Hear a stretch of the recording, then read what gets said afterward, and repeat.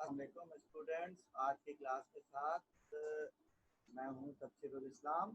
अच्छा जी, आज हम नया चैप्टर स्टार्ट करेंगे, चैप्टर नंबर 13, और इसका नाम है करंट इलेक्ट्रिसिटी। ठीक। अब इस चैप्टर के से पहले, मतलब पढ़ने से पहले, कुछ चीज़ें आप लोगों को पता होंगी, जैसे वोल्टेज होता है, करंट होता है, रेजिस्टेंस होता है। लेकिन इनमें आम तौर पे जब मैं स्टूडेंट से पूछता हूँ तो बहुत कम स्टूडेंट्स होते हैं जिनका कॉन्सेप्ट बिल्कुल क्लियर हो। तो सबसे पहले तो मैं आपका कॉन्सेप्ट क्लियर करता हूँ कि वोल्टेज क्या होता है, करंट क्या होता है और रेजिस्टेंस क्या होता है। अब इसकी मिसाल मैं ऐसे लेता हूँ कि जैसे रोड पे गाड़ी जा रही है, गाड़ियाँ जा रही हैं। ठीक। एक रोड ऐसा है जिस पे गड्ढे ज़्यादा हैं और एक रोड ऐसा है जिस पे खड्डे कम है। खैर कराची में तो ऐसा बहुत कम है रोड्स हैं, लेकिन बहरहाल चलें। तो अब देखिए, गाड़ी रोड पे जा रही है, गाड़ी रोड पे जा रही है, क्यों जा रही है, क्या चीज़ है उसमें मौजूद? उसमें मौजूद है फ्यूल। फ्यूल क्या करता है? गाड़ी को एनर्जी प्रोवाइड करता है, जिसकी वजह से गाड़ी रोड पे मूव करती है। और अगर रोड पे गड्ढे ज़्यादा होंगे, खड्डे ज़्यादा होंगे, तो गाड़ी की स्पीड बहुत ज़्यादा नहीं हो सकेगी। ऐसे ही है ना भाई? ये चीज़ तो सबको पता होगी यकीनन। ठीक। अच्छा जी, अब देखें, यहाँ पे मैं मिसाल लेता हूँ कि गाड़ी में जो फ्यूल है वो दरअसल वोल्टेज है। सही है? तो गाड़ी में फ्यूल का काम क्या है? एनर्जी प्रोवाइड करना। तो वोल्टेज का काम क्या है? एनर्जी प्रोवाइड करना। किसको एनर्जी प्रोवाइड करना? चार्ज को, यानी कि गाड़ी हो गई चार्ज। गाड़ी क्या हो गई? चार्ज। ठीक। और गाड़ी रोड पे चल रही है, ये है करंट, ये है करंट। अब रोड पे अगर गड्ढे ज्यादा है तो ये कहलाएगी रेजिस्टेंस। यानी कि अगर गड्ढे ज्यादा है तो रेजिस्टेंस ज्यादा है, रुकावटें ज्यादा है। और अगर गड्ढे कम है तो रेजिस्टेंस कम है। तो उम्मीद है थोड़ा क्लियर हो गया होगा। यानी कि वोल्टेज का काम है एनर्जी प्रोवाइड करना, करंट का काम है करंट है चार्ज का मूव करना, और रेजिस्टेंस का काम है उस चार्ज को मूव करने से रोकना। ठीक है जी। अब हम चैप्टर नंबर 13 का बाकायदा आगाज करते हैं। इस चैप्टर के पहले पेज पे मैंने टॉपिक्स लिखे हुए कि कौन कौन से टॉपिक इस चैप्टर में मौजूद हैं। आज जितने टॉपिक हो सकेंगे इंशाल्लाह हम कवर करेंगे। जैसे हमने कहा, पहला टॉपिक है करंट है, फिर कन्वेंशनल करंट है, इलेक्ट्रॉनिक करंट है, रेजिस्टेंस है, ओम फ्लो है, और factors on which resistance depends है, combination of resistors है, power dissipation and joule law है, और and electromotive force। ठीक है जी। तो सबसे पहले हम स्टार्ट करते हैं करंट से। Now what is current? देखिए, अभी हमने कहा कि करंट का मतलब है, जैसे मैंने अभी रोड की मिसाल दी कि गाड़ी रोड पे चल रही है तो वो करंट है, और गाड़ी क्या है? चार्ज। तो current is the rate of flow of charge, यानी कि चार्ज का किसी कंडक्टर में मूव करना, ये कहलाता है करंट। अब देखिए, ये पता होगा या नहीं भी पता होगा तो मैं बता देता हूँ। कंडक्टर वो मटेरियल होता है जिसमें से करंट गुजर जाता है, और इंसुलेटर वो मटेरियल होता है जिसमें से करंट नहीं गुजर पाता, जैसे वुड है, प्लास्टिक है, रबर है, ठीक, ग्लास है। और करंट कंडक्टर में कॉपर आ जाएगा, एल्युमिनियम आ जाएगा, सिल्वर आ जाएगा, वगैरह वगैरह। ये सारे जो मेटल्स हैं, ये सारे के सारे कंडक्टर। अच्छा जी, अब करंट का फॉर्मूला क्या हो जाएगा? हमने कहा rate of flow of charge, यानी कि flow of charge per unit time, flow of charge Q upon T, और इसका ऐसा यूनिट है एम्पेयर। करंट जो है वो बेसिकली बेस यूनिट है, यानी कि करंट को मेजर करने के लिए हमें किसी और चीज को मेजर करने की जरूरत नहीं है। ठीक। इसलिए करंट जो है वो बेस यूनिट है। और ये ऐसा क्यों है कि करंट को मेजर करने के लिए क्यों जरूरत नहीं है, ये इंशाल्लाह चैप्टर 15 में हम गैल्वानोमीटर जब पढ़ेंगे तो आपको क्लियर हो जाएगा कि करंट मालूम करने के लिए हमें किसी और चीज को मालूम करने की जरूरत नहीं है। बहरहाल, अब देखिए, करंट वैसे तो दो किस्म के होते हैं, एक होता है ऑल्टरनेटिंग करंट, एक होता है डायरेक्ट करंट। ऑल्टरनेटिंग करंट जो दोनों तरफ मूव कर रहा हो, जिसमें सिर्फ चार्ज जो है वो वाइब्रेट कर रहा हो और एनर्जी ट्रांसफर कर रहा हो। जबकि डायरेक्ट करंट में चार्ज खुद उठ के यानी कि एक टर्मिनल से दूसरे टर्मिनल तक जाता है। इस चैप्टर में हम ज्यादातर जो पढ़ेंगे वो पढ़ेंगे डायरेक्ट करंट, बल्कि सेकेंड ईयर में बहुत कम हम एसी के बारे में पढ़ेंगे।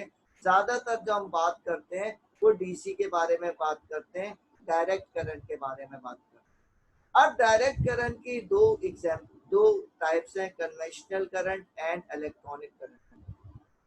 वो ये कि बैटरी का देखें दो टर्मिनल होते हैं, एक टर्मिनल पॉजिटिव, एक टर्मिनल नेगेटिव। अब सवाल ये पैदा हुआ कि लोगों ने पूछा यानी कि इस करंट जो है वो पॉजिटिव से नेगेटिव पे जा रहा है या नेगेटिव से पॉजिटिव पे जा रहा है।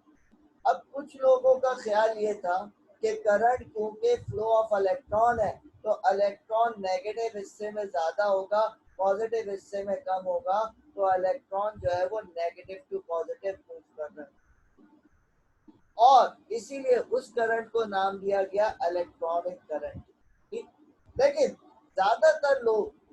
ज्यादातर लोग इसके हिमायत में नहीं थे, बल्कि ज्यादातर लोग ये कहते हैं जैसे पानी अगर फ्लो करेगा तो वो हमेशा हाइट यानी कि ऊंचाई से नीचाई की तरफ मूव करेगा। ठीक, ऐसे ही होगा ना।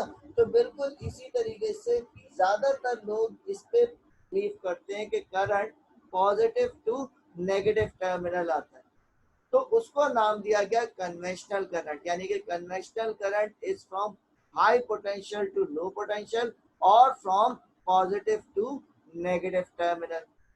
जबकि इलेक्ट्रॉनिक करंट क्या है, is from low to high potential और from negative to positive terminal.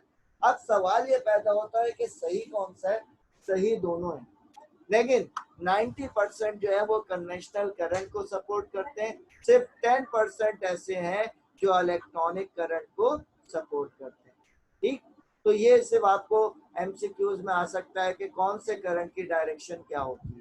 ठीक, तो conventional and electronic current both are the examples of direct current. ठीक, ओके। अब रेजिस्टेंस, रेजिस्टेंस क्या होती है? जैसे मैंने अभी मिसाल दी कि रेजिस्टेंस होती है कि गाड़ी रोड पे जा रही है। अब एक रोड है जिसपे गड़े ज्यादा है, ठीक, एक कराची की रोड है और दूसरी रोड बाहर के किसी भी मुल्क की रोड देख लें, यहाँ से तो बेहतर ही होगी, लेकिन बहरहाल दूसरे किसी मुल्क की रोड है। तो अब ट्रैफिक कहाँ पे ज्यादा तेज मूव करेगा? जाहिर सी बात है जहाँ पे गड़े गड़े होंगे वहां पे मूव नहीं कर सकता इतनी फ्लो, और जहाँ पे रुकाव यानी कि गड़े कम होंगे वहां पे तेजी से फ्लो करेगा। अब वो जो रुकावटें हैं चार्ज के लिए, जब चार्ज मूव करता है किसी कंडक्टर में तो कंडक्टर में मॉलिक्यूल मौजूद होते हैं, तो वो चार्ज उनसे टकरा टकरा के अपना रास्ता चेंज करते हैं। तो जितनी ज्यादा टकराएगा चार्ज, जितना ज्यादा टकराएगा रेजिस्टेंस उतनी ज्यादा होगी, और चार्ज जितना कम टकराएगा रेजिस्टेंस उतनी कम होगी। तो रेजिस्टेंस को हम कहते हैं opposition to the flow of current, यानी कि फ्लो ऑफ करंट पे जो मुखालफत है उसको हम कहते हैं रेजिस्टेंस। और मैथमेटिकली, अब मैथमेटिकली वैसे तो देखें रेजिस्टेंस बहुत अलग फैक्टर पे डिपेंड करती है, वो मैं आगे बताऊंगा। लेकिन अगर वैसे आपने मालूम करना है कि किसी भी कंडक्टर के रेजिस्टेंस क्या है, तो उसके गिर्द हम क्या करते हैं, एक बैटरी लगाते हैं, वोल्टेज अप्लाई करते हैं और करंट नोट कर लेते हैं। तो potential difference across the conductor divided by the current, ये पता चल जाता है उस मटेरियल की रेजिस्टेंस। और इसको किससे जाहिर करते हैं? It is denoted by R, और इसका यूनिट क्या होता है? ओम। ठीक, ये भी तकरीबन सबको पता होगा, लेकिन बहरहाल पढ़ाना है, समझना है, कॉन्सेप्ट आपके क्लियर होंगे जब भी आपको एमसीक्यू समझ में आएंगे। ठीक है जी। अब रेजिस्टेंस को समझने के लिए हमारे पास ओम्स लॉ आ जाता है। अब ये ओम्स लॉ क्या है? ओम्स लॉ के बारे में पहले मैं एक आपको सिमुलेशन दिखाता हूँ। हाँ जी, देखें ये एक रेजिस्टर है और ये जो मौजूद है ये इसकी रेजिस्टेंस की रुकावट है, यानी कि अगर मैं रेजिस्टेंस कम कर दूंगा तो देखें ये रुकावटें कम हो गई और रेजिस्टेंस बढ़ा दूंगा तो ये रुकावटें बढ़ गई। बहरहाल मैं इसको यहाँ पे कांस्टेंट कर देता हूँ, ठीक है जी। और ये रेजिस्टेंस इस वक्त मैंने तकरीबन जो है वो कितनी कर दी, 80, ये मैंने तकरीबन 105 ओम पे मैंने इसको कांस्टेंट कर दिया। अब देखें ये रेजिस्टेंस कांस्टेंट है। अब मैं अगर वोल्टेज इस वक्त वोल्ट है 1.5 वोल्ट, ठीक है जी, और ये 0.2 वोल्ट दूसरे उसका। अब अगर मैं वोल्टेज बढ़ा दूं तो क्या हो रहा है, करंट देखें, जब वोल्टेज कम है तो करंट है 9.5 मिली एम्पेयर, और जब वोल्टेज बढ़ा रहा हूँ तो करंट भी साथ में बढ़ रहा है। लेकिन शर्त क्या है, रेजिस्टेंस कांस्टेंट होनी चाहिए, रेजिस्टेंस कांस्टेंट होनी चाहिए। अब रेजिस्टेंस कांस्टेंट होने का मतलब जाहिर सी बात है, अगर एक सर्किट में तार लगा हुआ है या कोई वायर लगा हुआ है, कोई चीज मौजूद है, तो अब उसमें से अगर करंट फ्लो कर रहा है तो रेजिस्टेंस चार फैक्टर्स पे डिपेंड करती है, लेकिन एक फैक्टर ऐसा है जो चेंज हो सकता है, टेम्परेचर। यानी कि टेम्परेचर चेंज नहीं होना चाहिए। अगर टेम्परेचर चेंज हुआ तो ओम्स लॉ वैलिड नहीं रहेगा, ठीक। तो यहाँ पे हम कहते हैं कि क्योंकि रेजिस्टेंस कांस्टेंट है तो देखें करंट वोल्टेज कम करने से करंट कम हो रहा है और वोल्टेज बढ़ाने से करंट बढ़ रहा है। इसका मतलब है फॉर द सेम रेजिस्टेंस या for the same physical conditions current is directly proportional to potential difference across the conductor, ठीक है जी। यानी कि ये ओम्स लॉ में देखें, वोल्टेज बढ़ाएंगे, वोल्टेज कम कर रहा है तो करंट कम हो रहा है और वोल्टेज बढ़ा रहे हैं तो करंट बढ़ रहा है, ठीक है जी। ऐसे ही है। तो लेकिन शर्त क्या है कि रेजिस्टेंस क्या होनी चाहिए, कांस्टेंट होनी चाहिए। हाँ, तो अब ओम्स लॉ का स्टेटमेंट क्या हो जाएगा, for the same physical condition, physical conditions क्या है वो अभी मैं बता रहा हूँ। For the same physical condition the current flowing in a metallic conductor is directly proportional to potential difference across it। यहाँ पे ये चीज आपके जहन में होनी चाहिए कि Ohm's law is valid only for metallic conductors, ठीक है। यानी कि नॉन मेटालिक कंडक्टर्स पे ओम्स लॉ वैलिड नहीं होता, ठीक। और उसकी भी कंडीशन क्या है, for the same physical condition, यानी कि कंडीशन क्या है, नो चेंज इन टेम्परेचर। पहली शर्त क्या है कि टेम्परेचर चेंज नहीं होना चाहिए। दूसरी क्या है, no change in length and cross sectional area, यानी कि लेंथ भी चेंज नहीं होनी चाहिए और क्रॉस सेक्शनल एरिया भी चेंज नहीं होनी चाहिए। ये क्या मतलब हुआ, यानी कि वायर की लंबाई, लेंथ भी चेंज नहीं होनी चाहिए और वायर की विड्थ, विड्थ ऑफ वायर, क्योंकि एरिया डिपेंड करता है वायर की विड्थ पे। विड्थ बढ़ा देंगे तो एरिया बढ़ जाएगा, विड्थ कम कर देंगे तो एरिया कम हो जाएगा। तो ये दोनों चीजें चेंज नहीं होनी चाहिए। और लास्ट है कि should be a metallic conductor. ये मैंने अभी आपको बताया कि Ohm's law is valid only for metallic conductor. और जब हम देखते हैं I is directly proportional to V, तो फिर फाइनली आ जाता है V is equal to IR।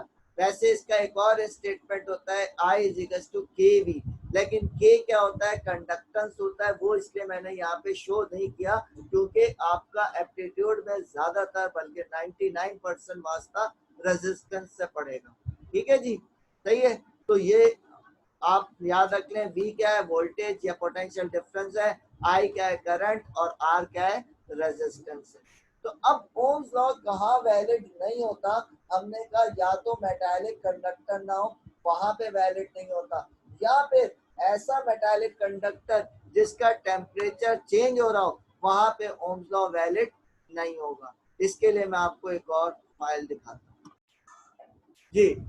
यहाँ पे आप देखें, ये एक बैटरी है और ये एक रेजिस्टेंस है, कंडक्टर है। ये जो मॉलिक्यूल्स हैं ये रुकावटें प्रोवाइड कर रहे हैं, यानी कि जब ये ब्लू कलर के इलेक्ट्रॉन्स हैं, जब ये इलेक्ट्रॉन सर्किट में मूव कर रहे हैं तो ये मॉलिक्यूल्स इनको रोकने की कोशिश कर रहे हैं। रेजिस्टेंस बढ़ा दूंगा तो देखें ये मॉलिक्यूल्स ज़्यादा हो गए, और रेजिस्टेंस कम कर दूंगा तो ये मॉलिक्यूल्स कम हो गए, यानी कि रुकावट है। यानी कि ये वो रोड है जिसपे गड्ढे कम है, और ये वो रोड है जिसपे गड्ढे ज़्यादा है। बहरहाल अब देखें यहाँ पे इस वक्त वोल्टेज है 4.80 वोल्ट।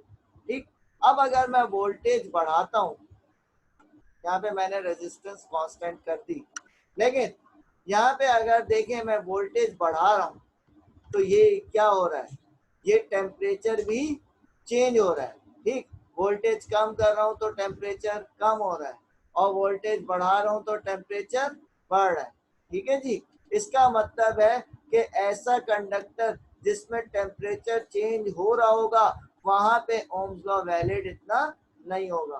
ठीक, बज़ाहिर हमें करंट बढ़ता हुआ नजर आ रहा है, लेकिन उसका रेशियो चेंज हो चुका होगा, यानी कि अब वो वोल्टेज के डायरेक्टली प्रोपोर्शनल नहीं रहेगा। ठीक, इसका मतलब, और ऐसा नॉर्मल जिंदगी में कहाँ होता है, टंगस्टन फिलामेंट में होता है। वो जो बल्ब आते थे जिनमें फिलामेंट टंगस्टन लगा हुआ होता था, उसमें अगर हम वोल्टेज बढ़ाते थे तो करंट भी बढ़ता जाता था। तो वहां पे हम कहेंगे कि ओम्स लॉ वैलिड नहीं है, क्योंकि वोल्टेज बढ़ाने पे करंट बढ़ रहा है। ठीक है जी, तो हमने कहा कि Ohm's law is valid only for metallic conductor. तो अगर हम ओम्स लॉ में वी और आई के दरमियान ग्राफ बनाएंगे तो वो स्ट्रेट लाइन आएगा। यानी कि अगर हम V और I के दरमियान ग्राफ बनाए और अगर ये बिल्कुल स्ट्रेट लाइन आए तो इसको हम कहेंगे ये ओमिक कंडक्टर है, यानी कि ओम्स लॉ इस पे वैलिड है। ओम्स लॉ इसके लिए वैलिड है क्योंकि इसका टेम्परेचर चेंज नहीं होता। कॉपर वायर इसीलिए अच्छा वायर समझा जाता है कि उसमें से करंट गुजरने के बाद टेम्परेचर चेंज नहीं होता, और वो ओम्स लॉ को तकरीबन 99 पॉइंट समथिंग अप्लाई यानी कि ओबे करता है।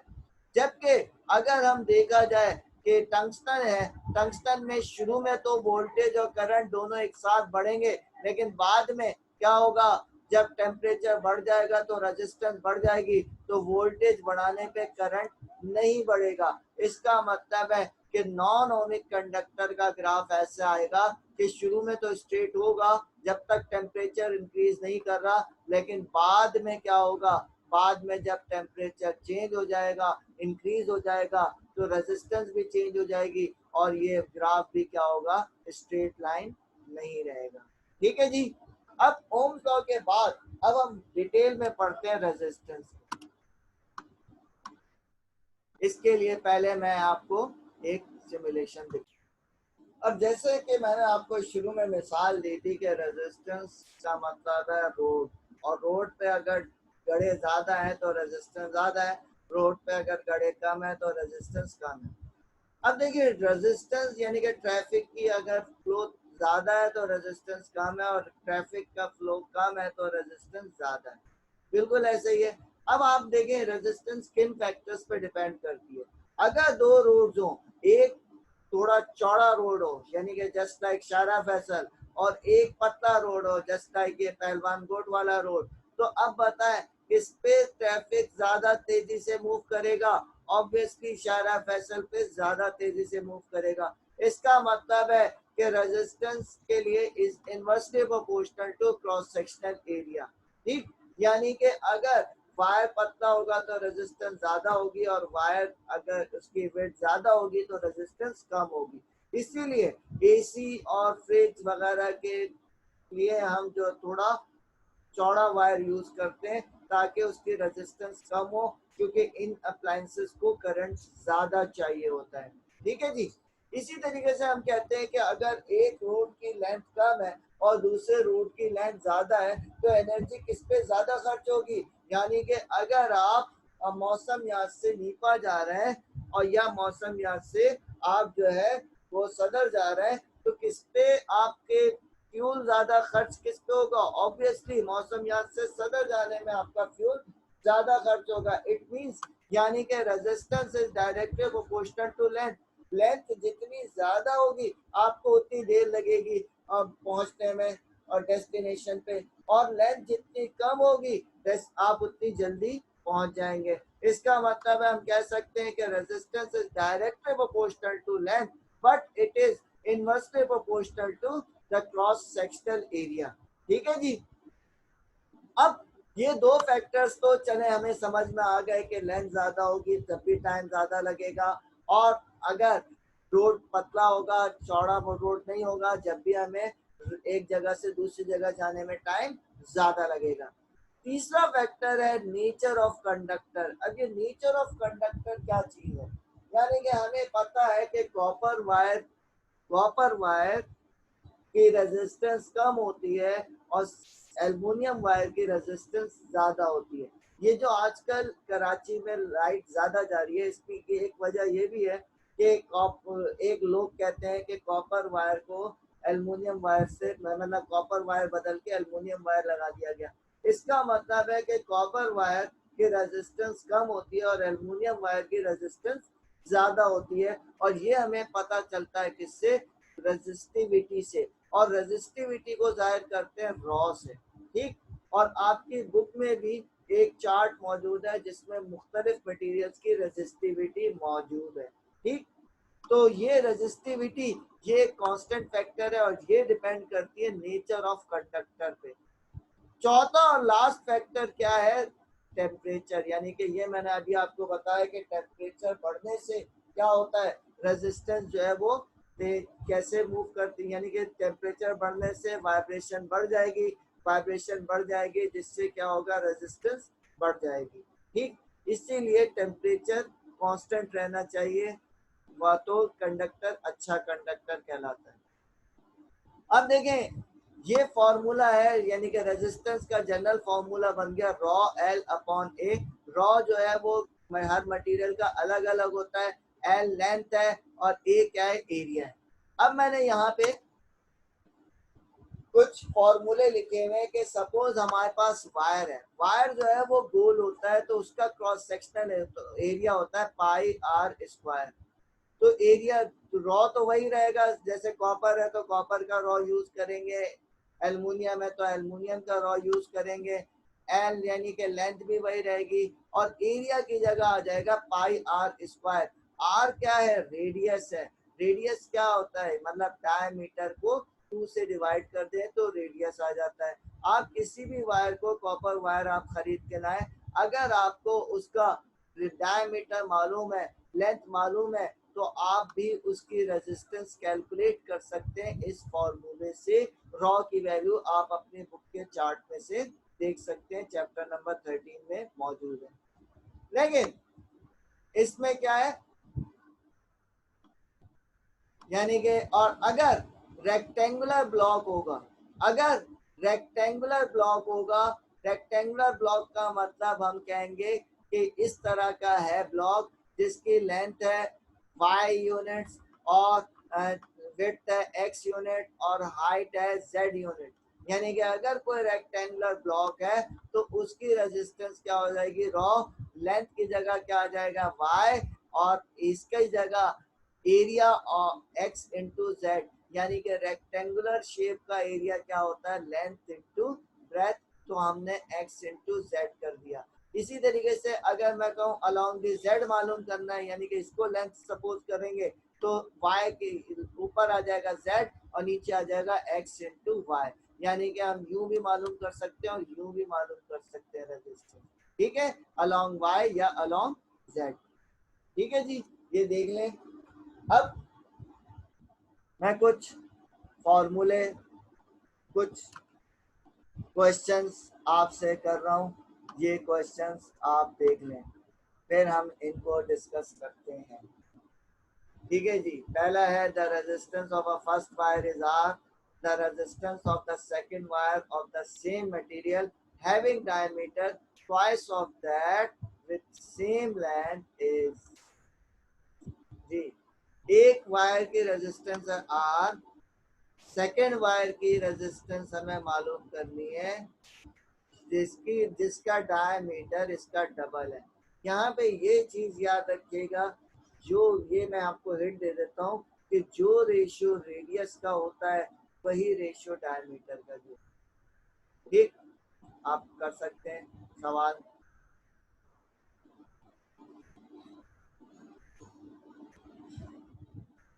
अभी मैं इसको सॉल्यूशंस डिस्कस करूंगा अभी इंशाल्लाह। अब सेकंड क्वेश्चन क्या है? The resistance of a first wire is R, the resistance of the second wire of the same material having length twice of that with the same diameter is, जी। यहाँ पे दोनों cases में raw की value नहीं दी गई है, लेकिन बाज औकात कंफ्यूज करने के लिए रॉ की वैल्यू दी हुई होती है। यहाँ पे मैं आपको बता दूं, रॉ की वैल्यू अगर गिवन भी होगी तो उसके बगैर भी काम चल जाता है, वो इसीलिए मैंने रॉ की वैल्यू नहीं दिया। हालांकि मैं भी कंफ्यूज करने के लिए दे सकता था, लेकिन वो मैं टेस्ट में ऐसा कर सकता हूँ, लेकिन हो सकता है कहीं यूज हो भी रही हो, लेकिन बहुत कम जगहों पे यूज होती है, ठीक। 99% रॉ की वैल्यू इतनी यूज नहीं होती।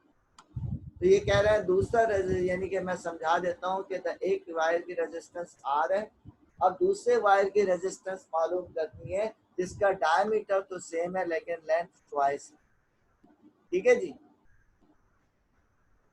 तीसरा है the resistance of the first wire is R and the resistance of the second wire of the same material having length twice and diameter half of that is, यानी कि पहले में सिर्फ डायमीटर चेंज हो रहा है, दूसरे में लेंथ चेंज हो रही है, तीसरे में दोनों चीजें चेंज हो रही है। अब तीनों का मेथड भी सेम होगा। मैं पहले आंसर ये नोट कर लें, ठीक। अब मैं आपको पहले बता देता हूं कि फॉर्मूला अब आप देखें।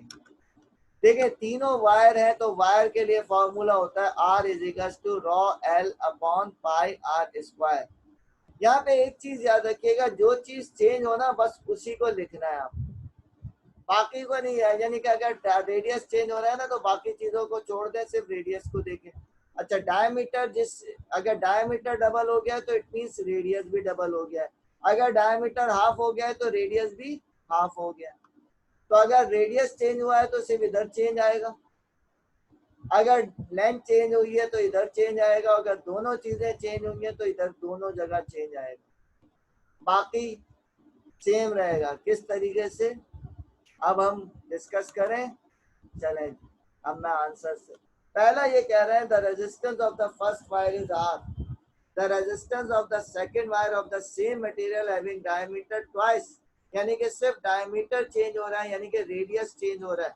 तो मैंने क्या किया, मैंने फॉर्मूला लिया R is equal to rho L upon pi r square. मैंने कहा सिर्फ रेडियस चेंज हो रहा है तो बाकी चीजों को लिखा ही नहीं, मैंने क्या कर दिया 1/2 का स्क्वायर 1/2, क्योंकि रेडियस डबल हो रहा है, डायमीटर डबल हो रहा है तो रेडियस भी डबल हो रहा है। देखिए ना डायमीटर डबल हो रहा है तो रेडियस भी डबल हो रहा है, तो मैंने सिर्फ 1/2 का स्क्वायर कर दिया, ये आ गया 1/4 आ, ठीक है। यानी कि फाइनल रेजिस्टेंस क्या आ गई, मैंने बाकी चीजों को देखा ही नहीं, सिर्फ डायमीटर चेंज हो रहा था तो सिर्फ इसकी जगह वैल्यू रखी। अगर मैं बाकी चीजें रखूंगा तो मैं कभी भी सॉल्व नहीं कर पाऊंगा, ठीक। इसी तरीके से सेकंड में क्या चीज चेंज हो रही है, अब तो आसान है, सिर्फ लेंथ चेंज हो रही है तो मैं सिर्फ, और लेंथ क्या हो रही है ट्वाइस हो रही है, तो रेजिस्टेंस क्या हो जाएगी, लेंथ की जगह 2 आ जाएगा तो क्या बन जाएगा 2R बन जाएगा, ठीक सही है। और तीसरे में क्या हो रहा है, तीसरे में ये कह रहे हैं कि लेंथ ट्वाइस हो रही है और डायमीटर हाफ हो रहा है, यानी कि ऊपर आ जाएगा 2 और नीचे आ जाएगा 1/2 का स्क्वायर। तो ये देखें 2/1/2 का स्क्वायर, 1/2 का स्क्वायर 4, 1/4, 4 नीचे डिवाइड हो रहा है, ऊपर जाके मल्टीप्लाई हो जाएगा, 4 2 जा क्या होगा 8, तो इसका आंसर क्या आ जाएगा 8R, ठीक है जी। तो ये आप हमेशा याद रखिएगा, जब भी इसका ये फॉर्मूला यूज कीजिएगा तो रॉ की वैल्यू 99% यूज नहीं होगी, और 1% अगर होगी तो वो मैं आपको किसी दिन वैसे बता दूंगा, ठीक है। तो ये जो है 99% रॉ, जो वैल्यू चेंज हो रही है इसमें जब भी कंपैरिजन का सवाल है, जो चीज चेंज हो रही है बस उसको आपने नोट करना है, बाकियों को नहीं करना है। ठीक है जी।